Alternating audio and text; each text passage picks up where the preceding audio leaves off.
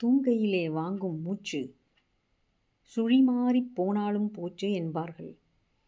மூச்சிருக்கும் வரை இருக்கும் அரிதான நம் உயிர். உயிரோடு இருக்கும் வரை நல்ல பேச்சு பேச வேண்டும். நமக்கு மூச்சிருக்கும் வரை நமக்கு பேச்சும் இருக்கும் என்பதும் உறுதியல்ல. ஆதலின் பேச்சிருக்கும் வரை இனிமையாக பேசி நன்மை பயக்கும் வார்த்தைகளை பேசி இன்னும் சிறிது நேரம் இவர் நம்மிடம் பேச மாட்டார்களா என்று ஏங்க வைப்பது போல் இருக்க வேண்டும் நம் அரிதான அருமையான நம் பேச்சு.